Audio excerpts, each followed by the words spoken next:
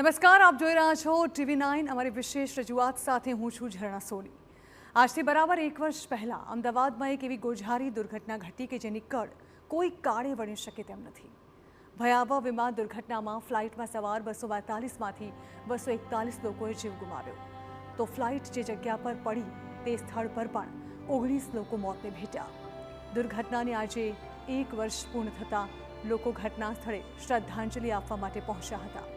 ત્યારે અત્યંત ભાવુક કરનારા દ્રશ્યો સામે આવ્યા। પ્લેન જ્યાં પડ્યું હતું ત્યાં ચાની કિટલી ચલાવતા પરિવારના 15 વર્ષના બાળકે જીવ ગુમાવ્યો। પરિવારજનો હજુ પણ ધ્રુસકે ને ધ્રુસકે રડી રહ્યા છે। આશ્રમ રોડની હયાત એજન્સીમાં સ્મરણ કાર્યક્રમનું આયોજન થયું હતું, જ્યાં પરિવારજનોની આંખો હજુ પણ વાહરસોયાઓને ઝંખતી નજરે પડી।